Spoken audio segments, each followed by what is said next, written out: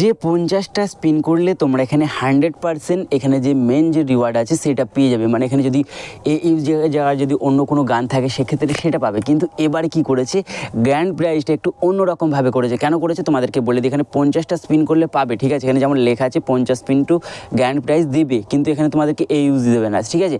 সেক্ষেত্রে এই ইউজ দিতে পারে, বাট খুবই কম চান্স রয়েছে। তাছাড়া তোমরা কিন্তু এখানে এটাও পেতে পারো, ঠিক আছে। এছাড়া কিন্তু এখানে ফেস যে প্রিন্ট আছে, ফেস প্রিন্টটা পেতে পারো, এই দুটো কিন্তু পেতে পারো।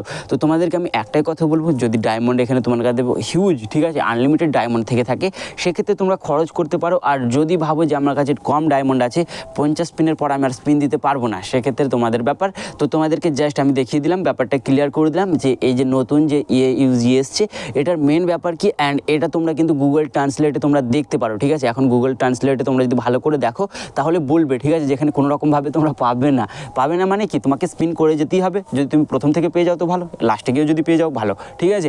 সেক্ষেত্রে যে 50টা স্পিনের পর তোমরা যেখানে গ্র্যান্ড প্রাইজ হিসাবে এটাই পাবে, ঠিক আছে, মানে এই ইউজি স্কিনটাই পাবে, এমন কিন্তু কোনো গ্যারান্টি নেই। তো ভিডিওটা কেমন লেগেছে আশা রাখছি ভালো লেগেছে। যদি ভালো লেগে থাকে প্লিজ লাইক দিয়ে দিও, চ্যানেলটা সাবস্ক্রাইব করে নাও প্রতিনিয়ত এই চ্যানেল থেকে ভিডিও দেখার জন্য। তো আজকের ভিডিও ছিল জাস্ট এতটুকুই।